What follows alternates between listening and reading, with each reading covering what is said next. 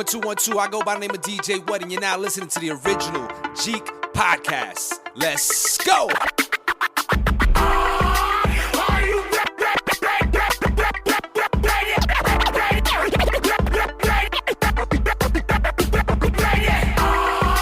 Ready to make an entrance, so backward cut.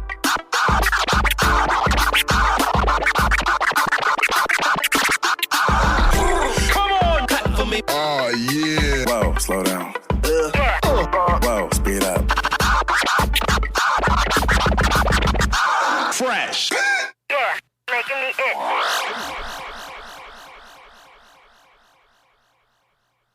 What up, Jeeks? My name is Rockinmrmagic, and here for my man UNIQDNA. This is the original Jeek Podcast.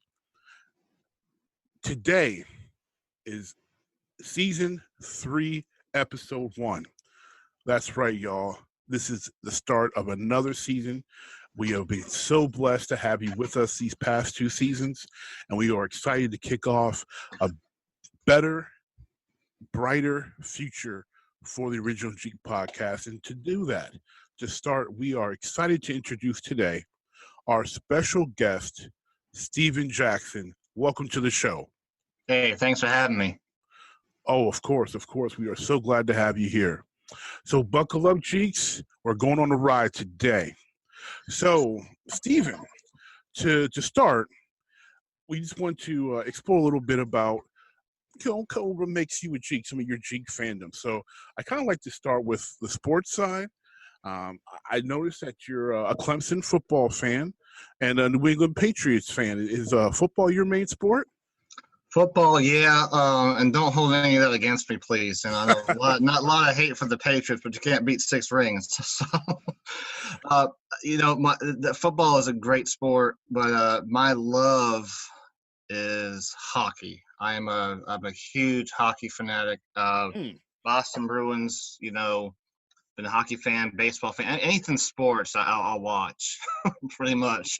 Okay, so a hockey guy. Okay. Oh yeah, well, I'm a hockey dude. All right. Well, now Clemson. Did you go to Clemson? That you have that as your college scheme? Because you mentioned the Bruins, you mentioned the Patriots, so obviously there's some New England going on there. Oh yeah, I'm from Boston originally, so Okay. Gotta show love to the Beantown.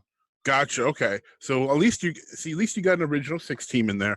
I'm Detroit. I'm a Red Wings fan all the way. Right. Yeah. Okay. Cool. So you're a Bruins fan. Okay, so if that's your main team, your hockey is your main sport, give me your best Boston Bruin. Who's your favorite? Oh, Bobby Orr.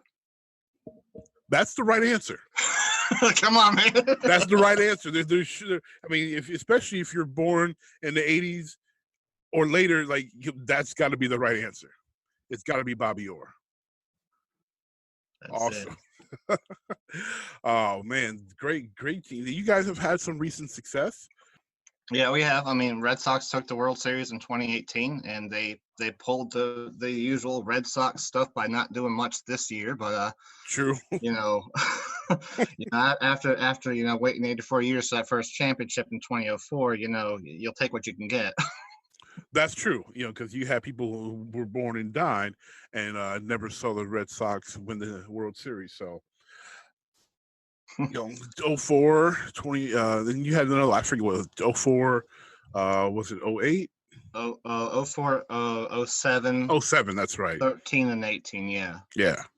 So, 4 in that time span, that's a rash of success there. Yeah, it is. And then all those Patriot wins. You had the Bruins in the Cup Finals during that time frame, and the only thing, and you actually know, and then you had the Celtics won the NBA title in 08. Celtics, yep. So it's good to be a Boston fan, It's been a good decade for Boston fans. All 4 major sports. Okay. Well, as a Detroit guy, I can't say I'm happy about that, but. I gotta acknowledge success where I see it.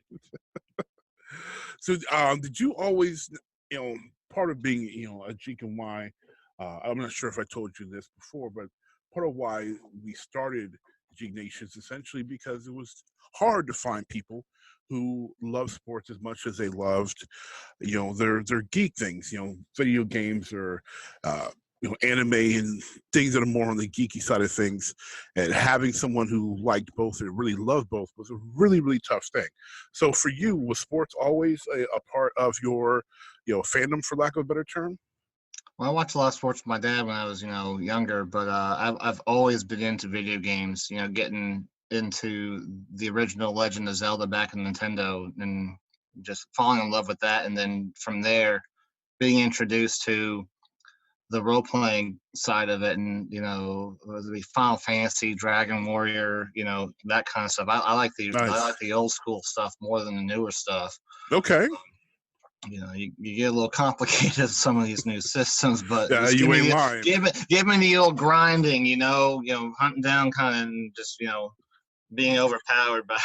Right, just exploring the map and followed upon somebody like, oh snap, I got taken out. Okay, let's load and try again.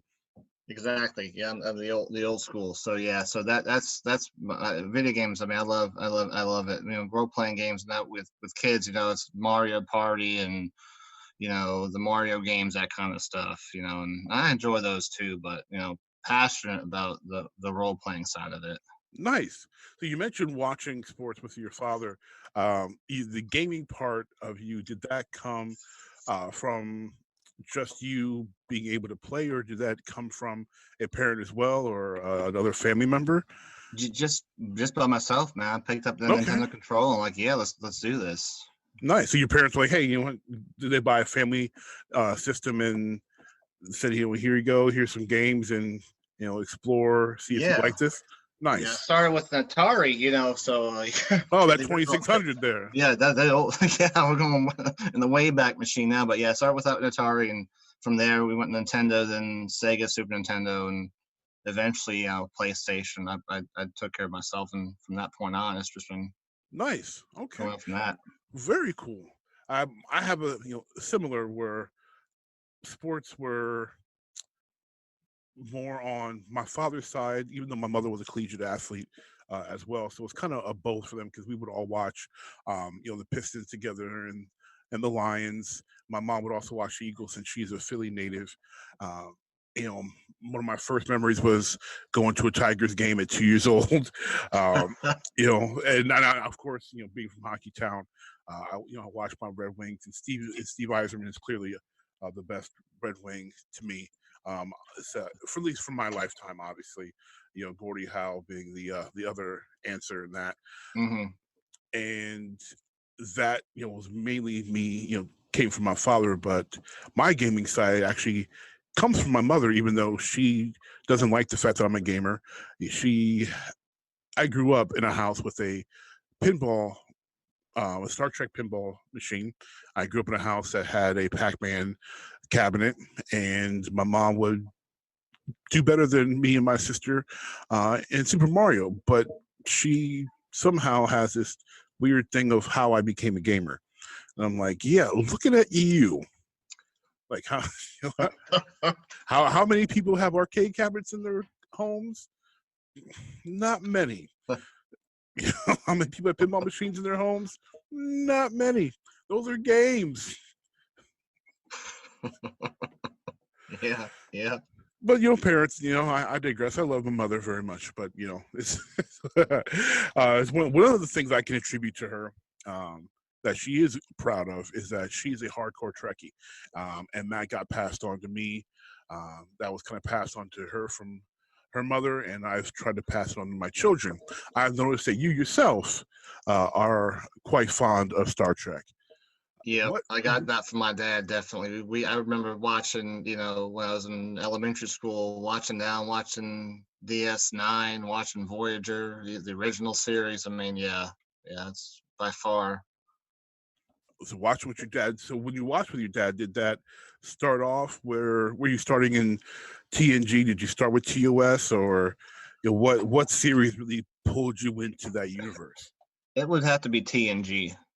Okay. Yeah, that's what it started, and then DS9 rolled out, and Voyager, kind of soon after DS9 started, so we kind of watched it when it came on UPN. Nice. UPN reruns, yes. Indeed. Yeah, you got it. So wait until next week to watch that new episode. What's going to happen? Right.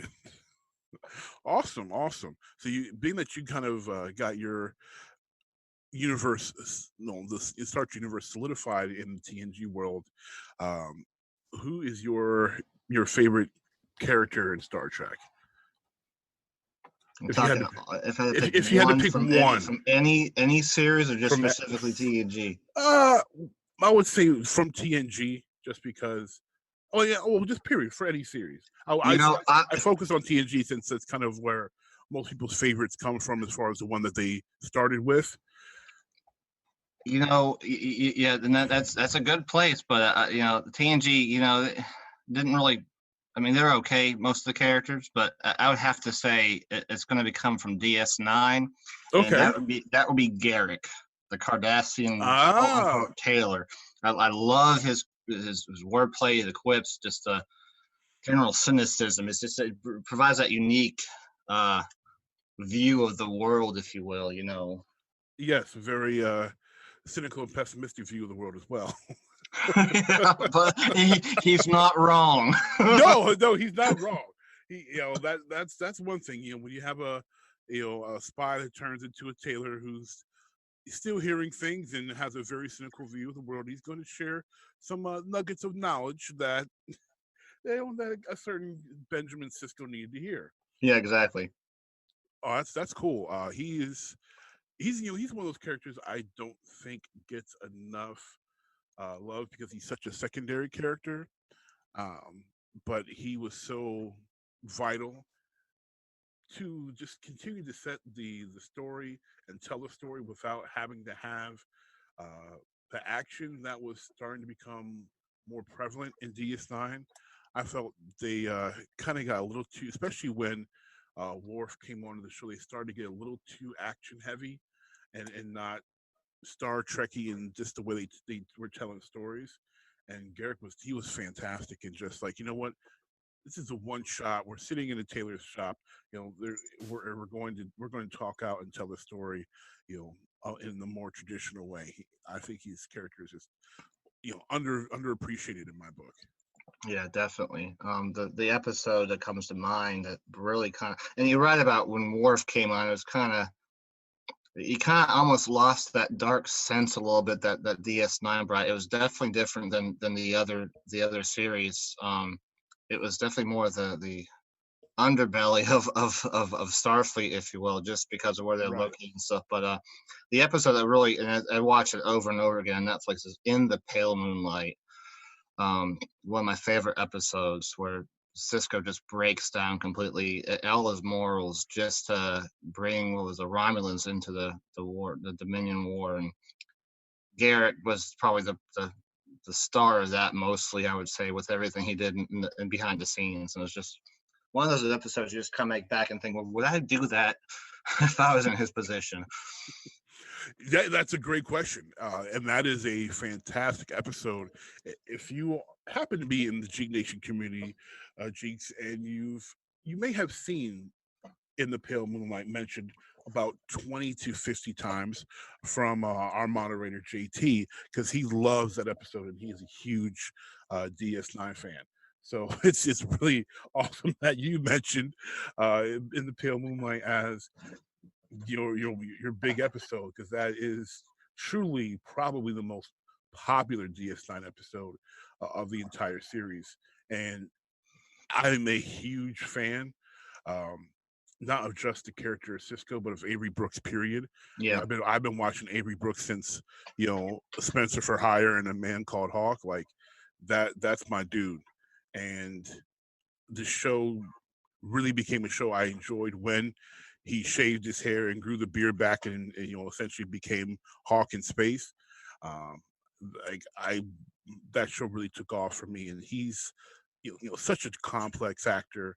Everyone doesn't know that Avery Brooks, he's classically trained. He's done Shakespeare. Like he's amazing. So if you're not a DS9 fan, and there's one episode that you want to watch to introduce you to Star Trek Deep Space Nine, In the Pale Moonlight is the episode to watch, for sure. Awesome. So that really, you've got a great base there. great fandoms, old fandoms too. Being a Boston native and a Trekkie, you know, those are two storied franchises to just to base those off. So that's awesome. So listeners, I know I just mentioned the community, but if you're not in the community, definitely join, because we want to hear about your fandoms and things like that too. And the shares that you post within the community sometimes can make it here on the show. So for today's share, we're going to talk about Call of Duty Mobile. Dion Myers, Robert Mormon, Tony Barkus, and UNIQDNA, my co-host here on the original Jeek Podcast, are all playing Call of Duty Mobile right now.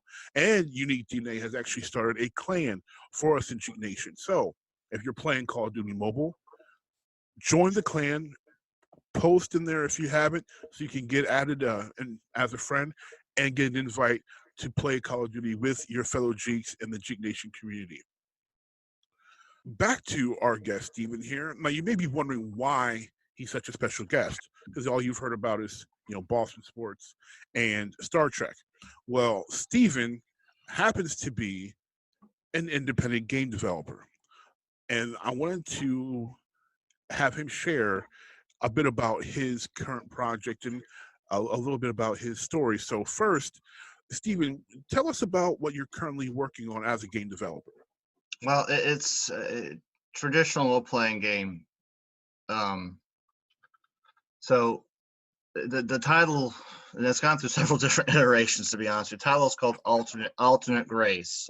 It was originally Sacred Quest, but then as I started thinking about it and just how it's just developed and just my thoughts, and I decided to change the title to Alternate Grace just because I think it kind of solidifies better the idea behind the game.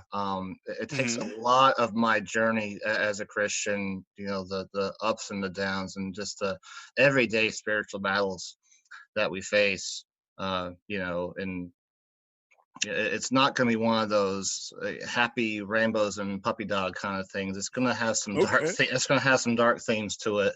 Nice.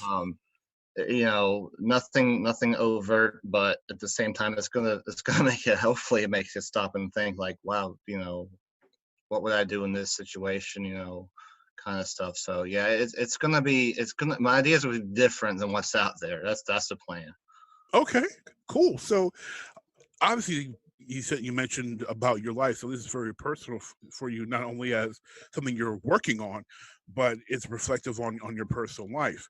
So when you have so much invested of yourself into the game, how is that going to be depicted within you know, an RPG?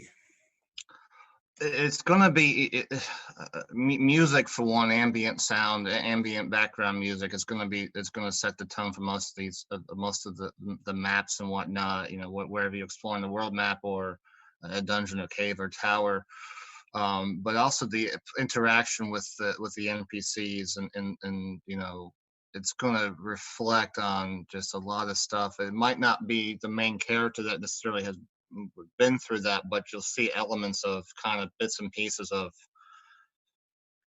different points in people's lives. Either if they're a non-believer, you'll see that kind of interaction, and if they're a believer and haven't gone through some tough times, you're going to see the interaction too. All this stems from kind of how my journey has come through, and you know, where I'm at now, and you know, we all got more growing to do. So yes, indeed. But yeah, it takes a lot of my the stuff that I've been through, you know, and kind of puts it into a storytelling kind of thing. Very cool. So I would think most people assume that when you're doing a game that's kind of based on yourself in some ways, that the protagonist would be the one driving the story. But it sounds like the parts that are more reflective for you aren't driven on the protagonist, at least directly. Is that safe to say? Yeah, I would say right now, yeah. That's the plan. It depends, it may change, but as I develop further, but that's kind of where I want to stick with it, because again, it provides a different point of view. Because you know, you look at some games, you know, the silent protagonist, he doesn't say anything, you know, but my protagonist is going to have that's gonna be talking. That's good. Yeah. The silent protagonist. I mean, there's so many great games that way, but it's been done to death as well. Oh yeah, definitely. So And definitely, I think that gives, just from what you shared with me here, gives a different perspective as far as people viewing the game and the protagonist, but also those aspects of your life, almost as you're doing a self-reflection as much as you can from a outside point of view, instead of having everything be so introspective. It's you know, how the world may be perceiving or interacting to the decisions you've made, um, between those protagonist and NPC interactions. that's exactly how I'm approaching this. Yeah. Oh, that's awesome. That's a really cool framework there. I can't imagine, like, not that I've tried to go too far, but like, I've come up with an idea for an RPG, but it was going to be about my kids and not me, thank God, because that would be really boring. A whole lot of basketball practice and football practice, and not much exploring going on in my RPG. Hey, I want to play in the NBA, so I'm gonna practice basketball a lot. Yeah, not that exciting. But although that game and the only other game I thought about is a wrestling game, I can't imagine trying to tell my story outside of my own perspective. So that's quite a challenge that you're undertaking there. What are you currently building it with? Are you using like Unity or? I'm not a programmer by any stretch of the imagination. I can read code, I just can't write it. But I'm using RPG Maker MV. Okay. So it's easy enough for me to just kind of design the maps that way. I've got so many different resources and that I've been able to find either purchased or for non-commercial. And that's one thing too that I'll mention, that when this thing is finally finished, I'm not selling this. I'm not trying to make a profit. I just want to, basically spread the gospel. That's my goal with this game. Awesome. That's my goal with this game. And take it for what it's worth. Take it however, whenever you play it. Whatever you take from it. Maybe you just enjoy the game itself, and that's fine too. But yeah, that's the plan. And that's what I feel like I'm being led to do, especially for a long time. Just get it out there. Okay. So what are you developing the game for? Like, once it's complete and you've tested, what are you what platforms are you releasing on? Is it going to be Steam only? Is it going to be on a console? Mobile? Well, I tried a mobile, and this was the previous iteration. I tried to port it to Android, and it just because of the, and this was when I was using a previous version of RPG Maker, and I had a worse computer than what I have now. It didn't go well, especially during like scenes where the text has to line up, and I emphasize has to line up with the music for timing. Okay. It was lagging severely. When I finally got my newer laptop, which has a much better graphics card and faster processor, the whole thing, I was kind of like, okay, I am limitless now. So let's see what I can do to still keep it at 60 FPS. Mm-hmm. So it won't be mobile, just because you'll have to have a pretty. I'm not talking a top of the line. Yeah, not top of the line, but at the same time, you don't want it lagging just because of the different parts of the game, and maps and just the various effects that go on throughout it have to right. Not lag. So that free LG phone that you get from Boost Mobile is not going to be able to support this game, is what he's saying. No. Unless you take it apart and get a new one. Right. Yeah, we're going to take this apart and build an entirely new phone. Yeah. Oh, that's awesome. Okay, so also obviously you're, and for those who are connected with you, know that you're a family man, and you're also working a regular job to provide. So with the blessing and demands of family and the demand of providing, what how something as time consuming as developing a game, how does that fit into your life, your life schedule, your life balance? I work on it whenever I can. Just I'm in no rush to complete this. And that's the blessing about it. Um, I don't have a time constraint. If I'm working for a developer or anybody else, I can just work on my own pace and just take my time with it and perfect it. Because every time I'm working on it, I'm like, I don't like the way this looks, and I'll go into a pixel editor and make a couple changes to a graphic or change a tile set just because I don't like the way it looks, and the demo is going to set the tone, or I'll find find a plugin that I want to implement for a feature and find out it doesn't work. Taking my time is key with this. Two girls, life, job, everything. They all come first. God first, family second. Then I gotta make sure to take care of that stuff too. And there are days, it's a struggle. Yeah. Oh yes, indeed. That's kind of where I'm at. Just taking my time with it and get it done when I get it done. Nice. Yeah, that's definitely gotta have a weight that's not on your shoulders there, being that it's your personal project and it's not something that you are also banking on making money for. So it can continue to be a passion project, I guess, for you than anything. Awesome. So, but you mentioned that you had to upgrade your computer and part of that testing process there. If someone were to say, hey, Stephen, I want to make my own RPG as well, would RPG Maker be what you personally recommend to look into using to start that? Well, my kids actually messed around with it, so I mean they're almost 11 and 8 now. But I mean it's simple, just click and drag tiles, draw on the screen. The resources that come with is enough to get you started. But I found that there was a lot more resources available for this than say like Unity or the other sites and other programs, and it's easier to use. A lot of it's just plug and play. Maybe a little bit step involved, and if you are more advanced, especially with JavaScript, which is what our MV uses for its programming language, okay, you can pretty much do whatever you want. And like I said, I probably have close to 70 or 80 plugins that I'm using in my game, just for various features. And the key, of course, making them talk and work together. But for the most part, they do the job.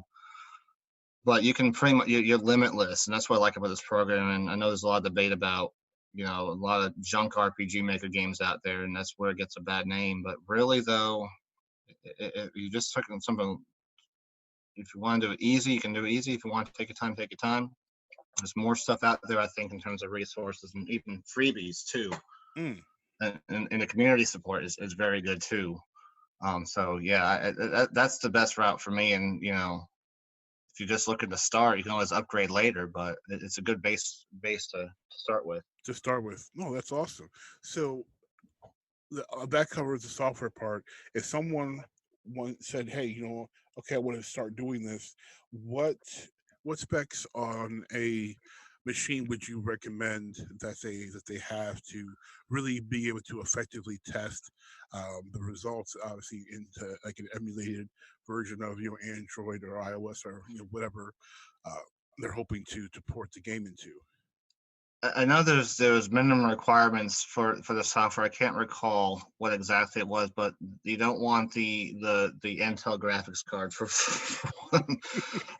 it will be okay, but if you start doing a lot of parallel processes with multiple events moving at once, or even background stuff, it starts to eat at your frame rate. So you need a good graphics card. I have a NVIDIA GeForce GTX 1080. I mean, it's not top of the line, but it's not the worst. It does the job. A good processor and definitely good RAM, because it's going to be resource heavy. But you don't have to make it that complex either. You want to do something simple, you can get away with a lot less. But if you really want to, build the immersion, of the game, really get some of like the like internet. You know. like hypothetically, let's say someone wanted to build their own RPG and have it be something on the Stardew Valley graphics level, like I was, which is just a shiny 16-bit. Would they be able to get away with, like, with your build, or would they? Oh yeah, definitely. I mean, yeah, they could definitely get away with it. You know, so I don't think that'd be a problem at all. Nice. Okay. So with let's say hypothetically, let's say your game completes, and you get the urge to start developing something else, and you've got you know all the available free time, um, reasonable free time in the world. What would you develop more games? You know, I haven't actually thought about that. But you know, if it was something I felt like I wanted to do again, then yeah, I would definitely do it. You know, if I had all the free time in the world, yeah. But you know, I wouldn't want to spend all day doing it either. It's a lot of sitting and the staring. honest answer there. No, that's a real answer. Like, it's one of those. It's gaming. The hype that is behind gaming is so high now that the job of as a game developer almost has a luster to it that's not real. It's been hyped. It's a sexy thing to consider. You see Facebook ads and things like that saying, "Hey, take this course and become a game developer." Oh no. XY. And it's like, okay, but the life of a game developer is not easy. A lot of people don't want to just sit and stare at a screen continually and click and test and enter code and test, enter code and test. Like, that's what you're doing, and you're doing it, like you said earlier, on a time constraint.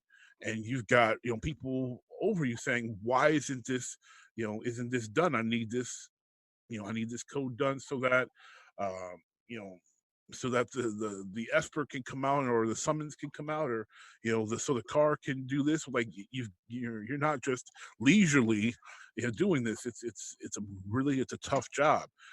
So no, like, that's a legitimate answer, because there's a lot of work that goes into developing a game. And uh, I kind of learned that firsthand, trying to explore creating a game, like I said earlier, about for my girls, and kind of about them, but putting them into an RPG. And I'm like, wow, this is a lot to learn and a lot to do, and I don't have a lot of time to to try to really pursue it.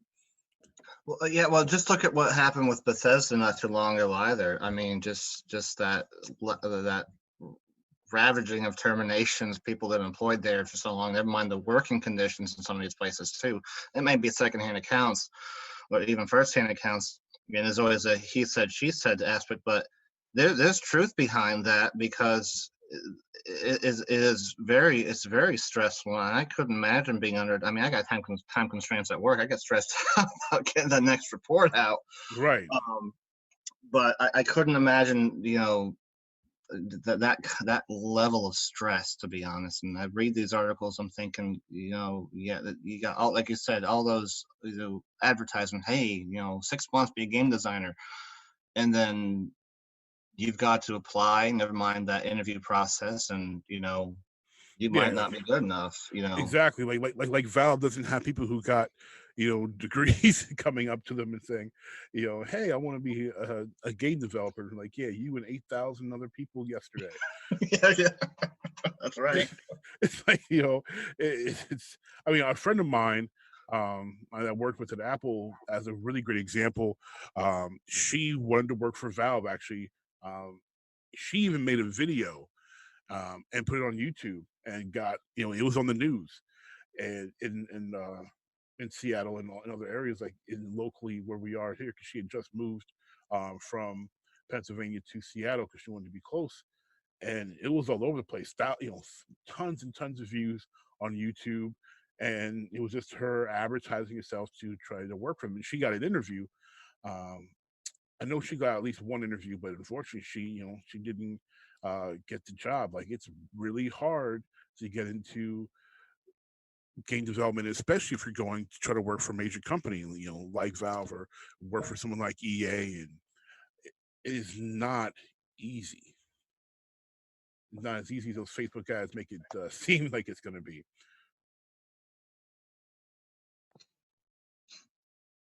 And you mentioned Bethesda, and every time I think of the life of a game developer and being hard, I think of Telltale.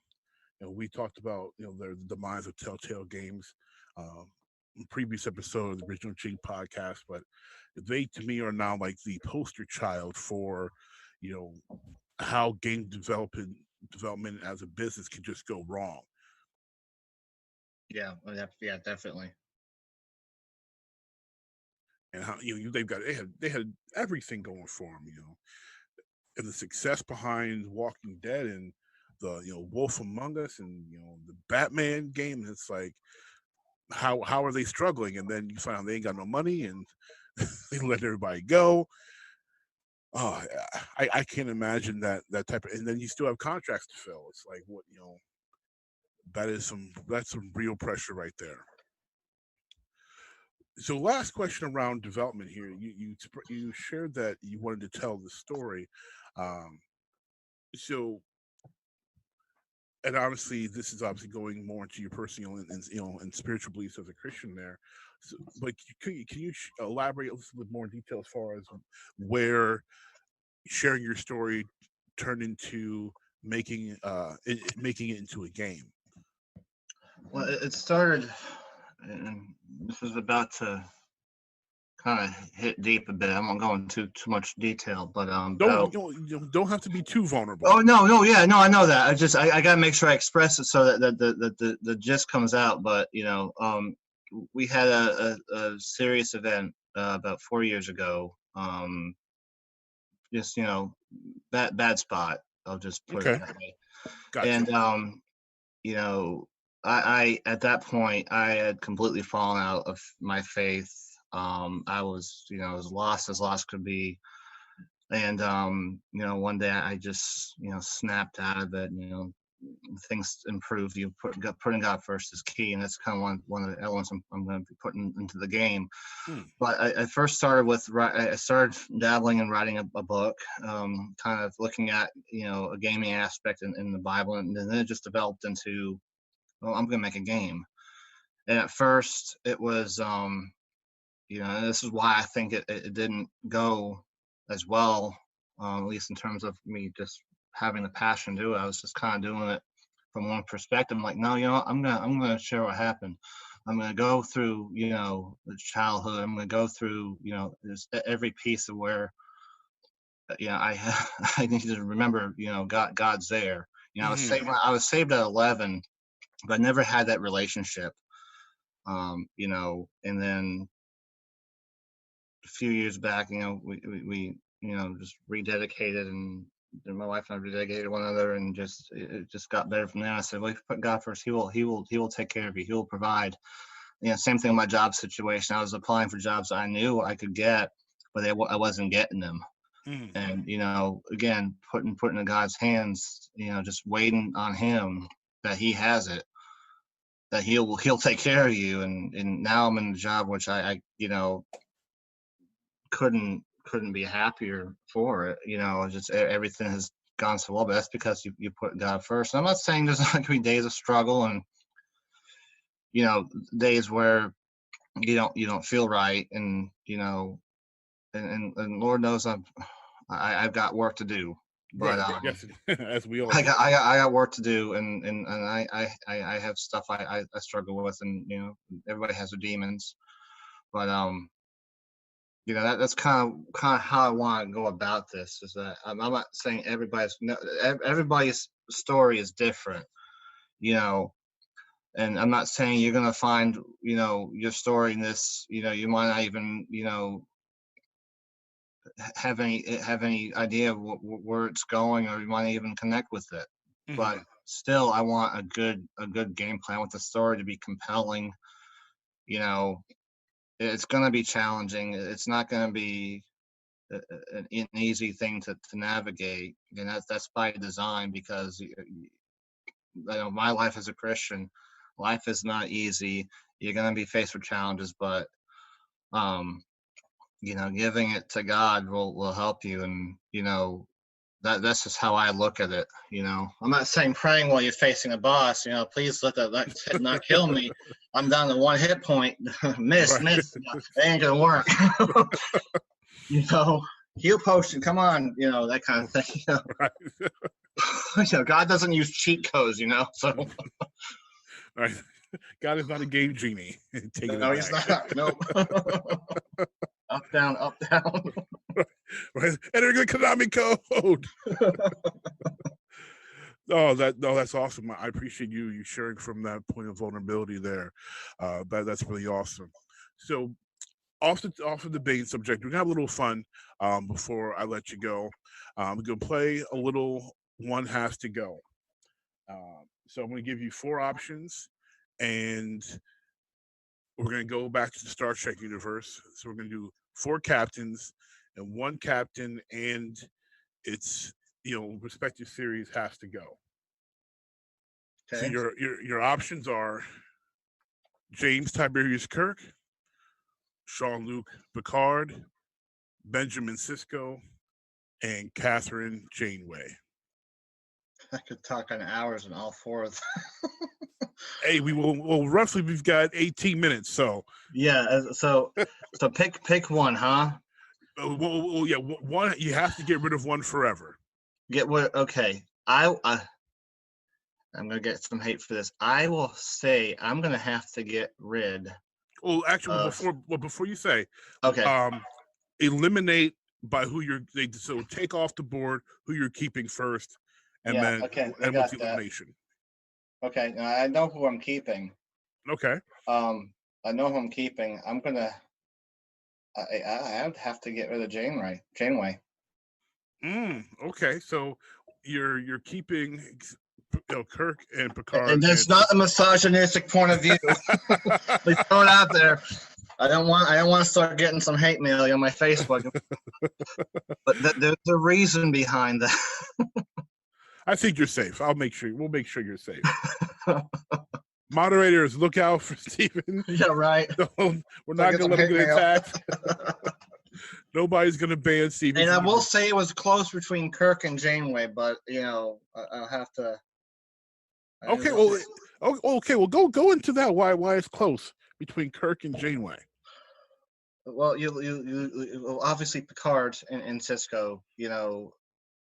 Sisko not so much with the command experience, but he was put in a unique situation with being the emissary, so he kind of had a double life, and he had to balance both, and that takes some character.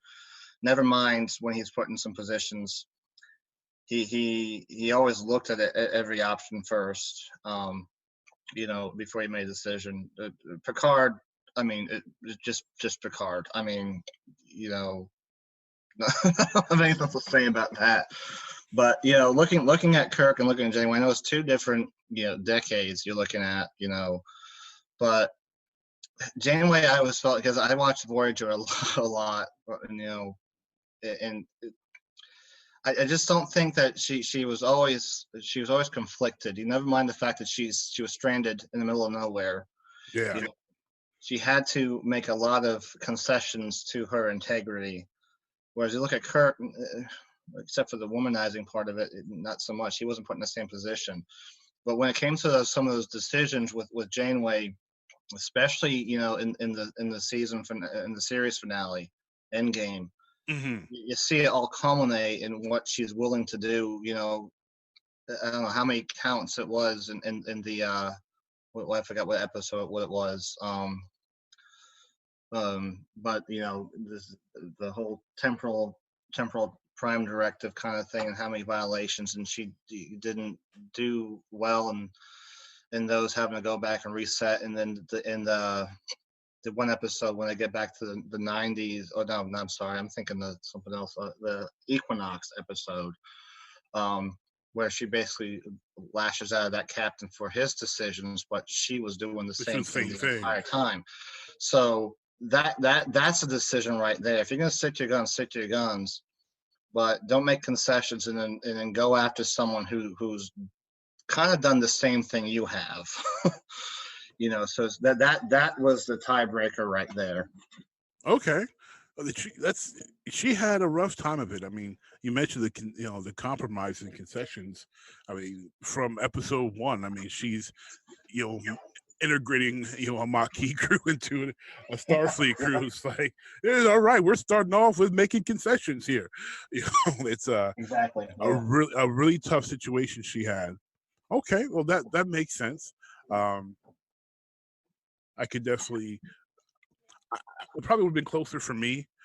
Jane, if I had to pick, for me, growing up with TOS, there's no way Kirk comes off, because even though some people don't like him, especially those who were not introduced into Star Trek with TOS, he's still always he's the blueprint for all Star Trek captains. If you're a Star Trek captain, you're everything you're doing is inspired in some way by Kirk.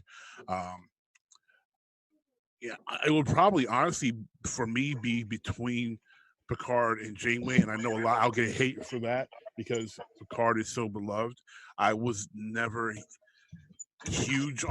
big on Picard. Just I found his lack of his indecision at times to be really annoying, and I really hated having those constant meetings in in his little away room. They're like, hey, let's go duck into my side office here and talk things out. Like, bro, let's make a decision. Like you're there, you're on the bridge. There's no need to duck away, with your senior officers and talk it out some more.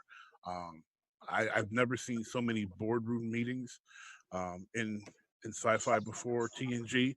I'm like, oh look, here we are, everyone with the purple chairs, and let's talk it out again. I'm like, dude, let's stop talking, let's do something, make a decision. And, I can see that, but that directs you to episodes where he had to deal with Sarek, making that decision of basically, taking his mind over while doing those negotiations, times errors. Another one, he was faced with some hard decisions there too. Oh yeah. So I mean, I get what you're saying completely, but then you have those that kind of, at least in my mind, kind of set him apart a little bit because he was forcing those tougher decisions. And I think when they started to get some feedback on his character, they developed, let Picard be a little more assertive. And hey, I give Picard's props. Dude got stabbed, he relived his life, got stabbed in the heart and laughed. That's gangster. Yeah. Yeah, it is. Yeah. That's a real G right there. You got stabbed in the heart and laughed about it. And I can't take Cisco off because what episode 3 he punches Q. Like my man punched Q. It's like you punched the Star Trek equivalent of God. Like, okay, no, there's no way you come off, man. No. So that leaves poor Janeway with you didn't do anything as epic as those 3, unfortunately. And that, I don't think that's even completely her fault because as being in a different quadrant expands the realms of opportunity.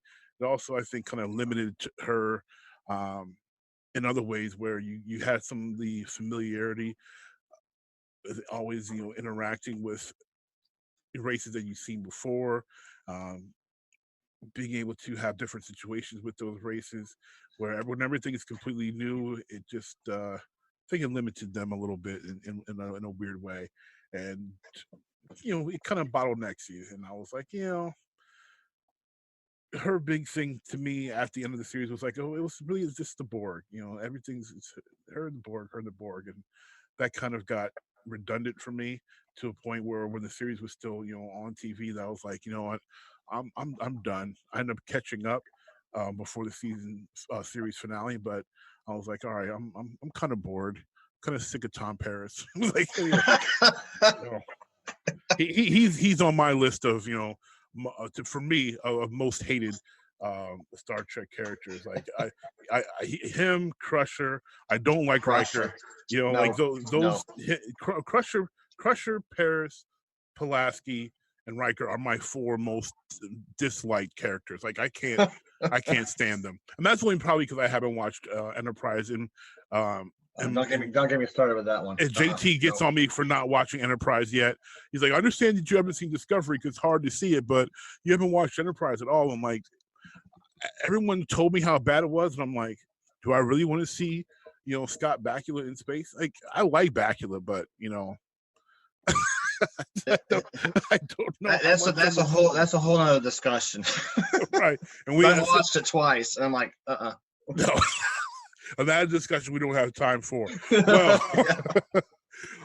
well, Stephen, thank you so much for coming on the show. We greatly appreciate your time and just sharing with us on your gaming development, and obviously a little bit into your life here. And as we close, Jeeks, I want you to know that we cannot do this podcast without you and your continued support.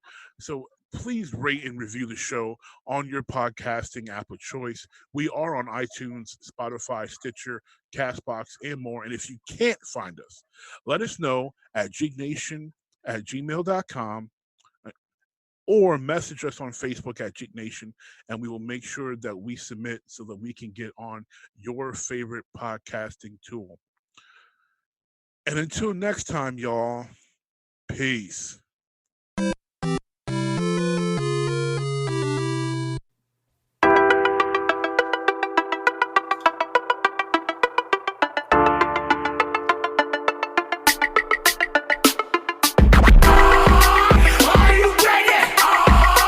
Ready to make an entrance, so backward cut. Come on, clap for me. Oh, yeah. Whoa, slow down. Whoa, speed up.